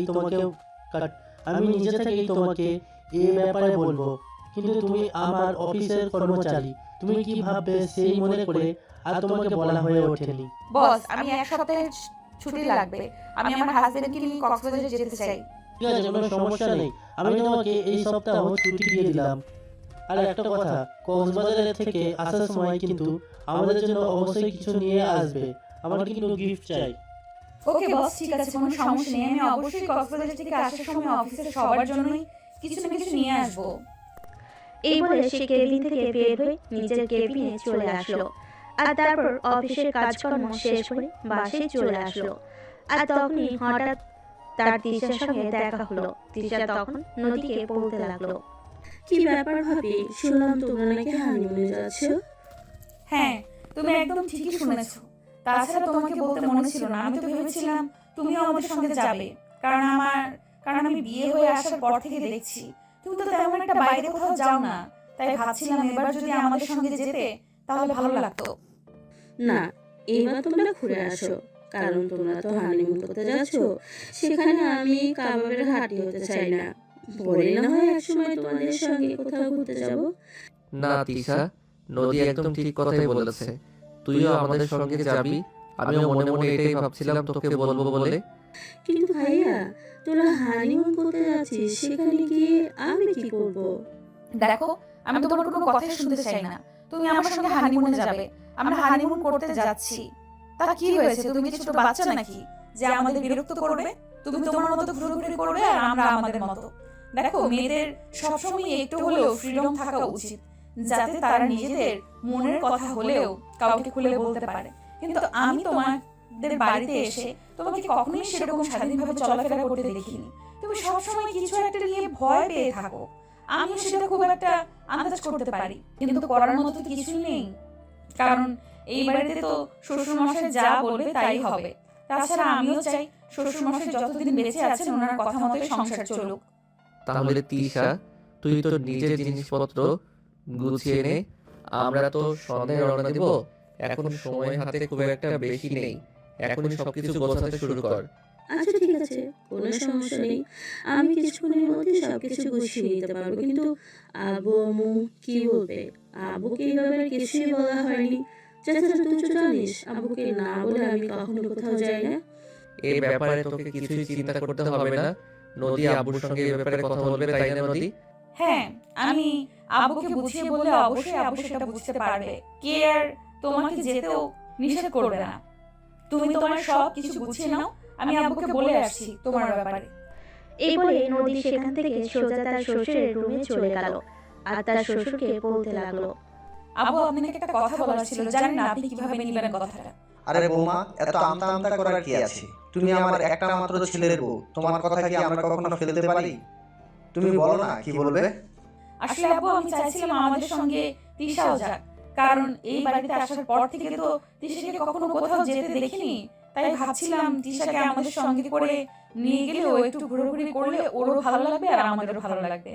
এটা আবার বলতে হয় নাকি? তুমি ভাবি হয়ে তোমার ননদকে তোমার সঙ্গে নিয়ে যেতে চাইছো, এটাই তো বড় কথা। সেখানে আমি আবার নিষেধ করব কি করে? ধন্যবাদ আব্বু, আপনাকে অসংখ্য ধন্যবাদ। আমি জানতাম আপনাকে আমি বুঝিয়ে বললে আপনি বিষয়টা বুঝতে পারবেন। আসলে মেয়ে মানুষদের একটু হলেও স্বাধীনতা থাকা উচিত, তাদেরকে একটু হলেও নিজের মতো বাঁচতে দেওয়া উচিত। আচ্ছা আব্বু, তাহলে আসি, আমাদের তো সবকিছু গোছগাছ করতে হবে।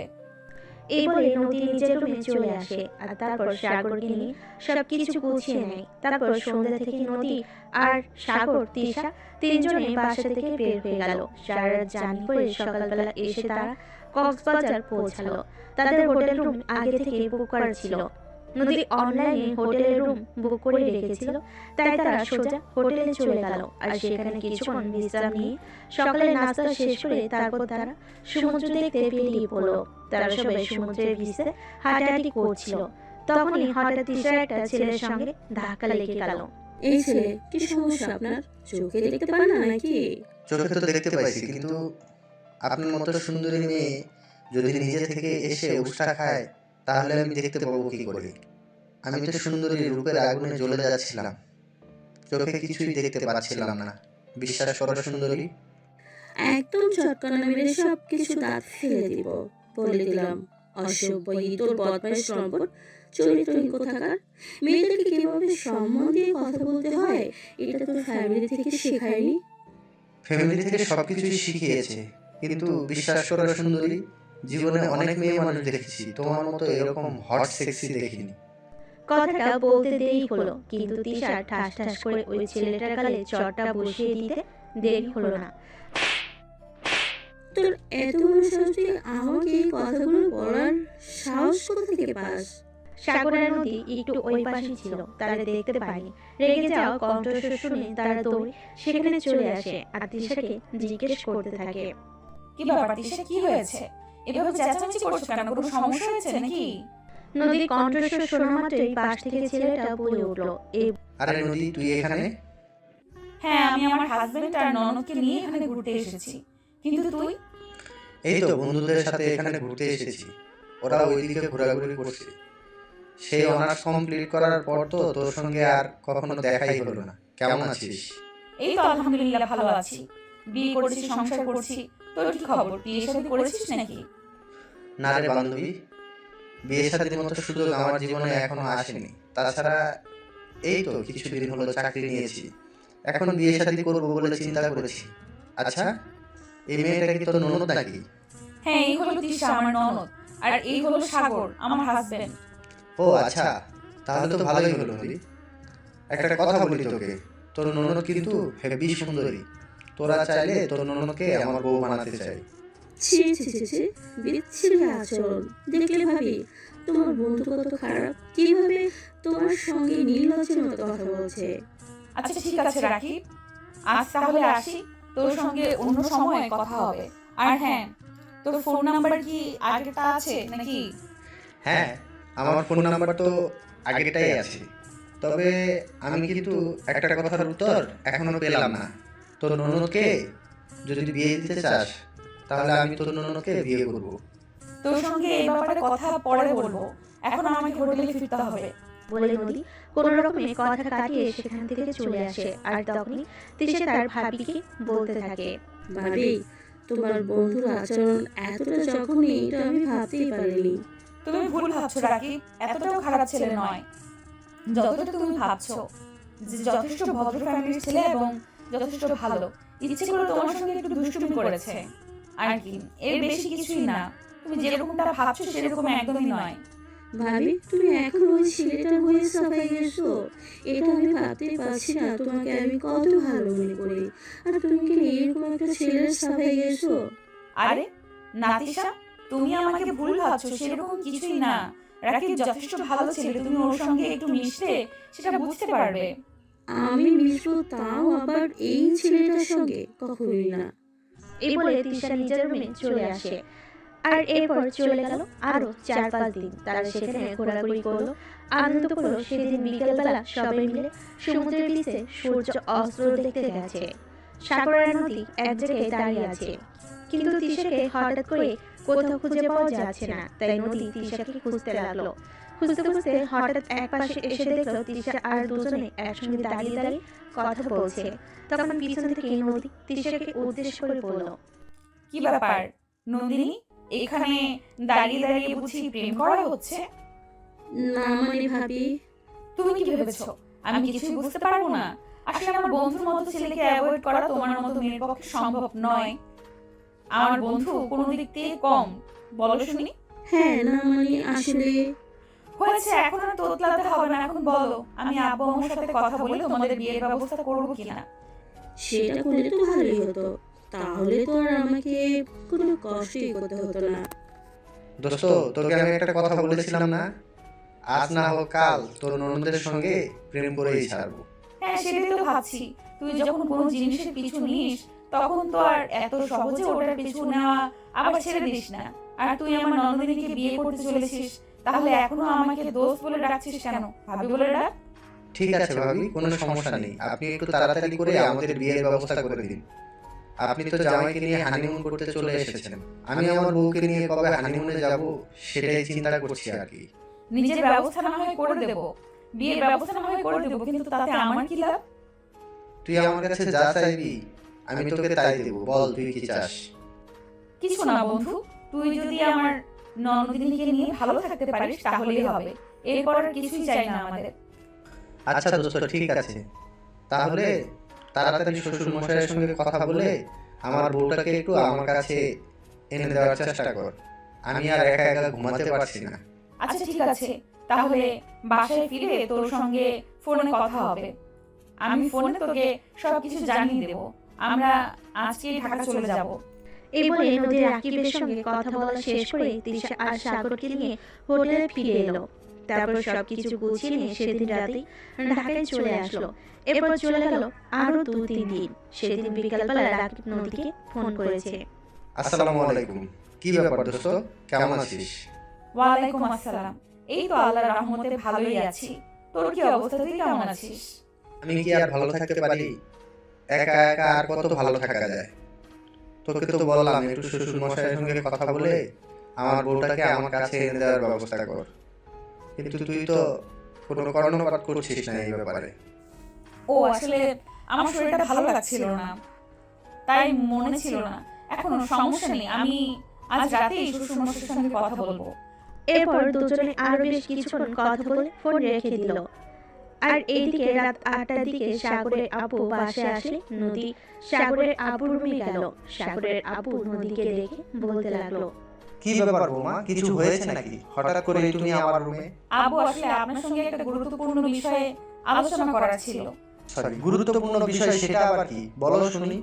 আসলে তিশার বিয়ের ব্যাপারে কথা বলতে চাইছিলাম।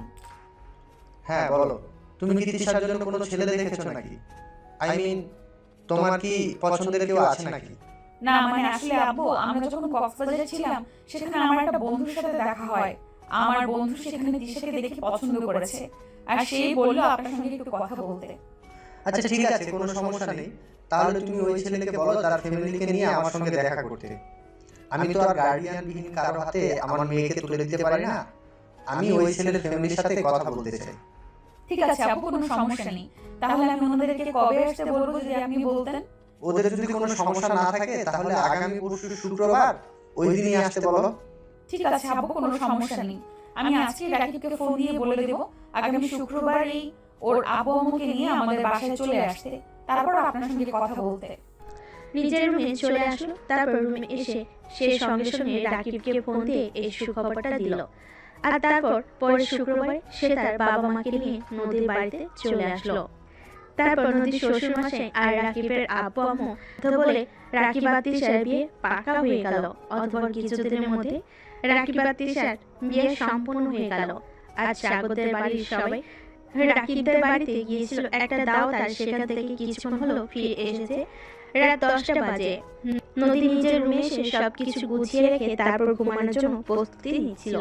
তখনই হঠাৎ নদীর ফোনটা বেজে উঠলো। নদীর ফোনটা হাতে নিয়ে দেখে রাকিব ফোন করেছে। এই অসময়ে রাকিব তাকে ফোন করার কারণটা কিসের এটাই বুঝতে পারলো না। তাই সে দুশ্চিন্তা মনে নিয়ে ফোনটা রিসিভ করলো।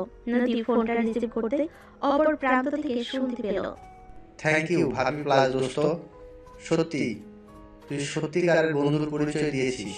তুই না থাকলে সত্যি হয়তো আজ তিশাকে আমার বউ করে পেতাম না। তোকে কি বলে যে ধন্যবাদ দেবো সেটা বুঝতে পারছি না। সত্যি তোর মতো বন্ধু প্রত্যেকটা মানুষের জীবনে প্রয়োজন।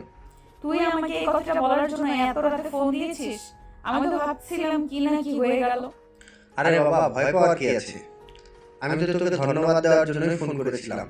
সত্যি তুই না থাকলে হয়তো তিশাকে আজ আমার বউ করে পেতাম না।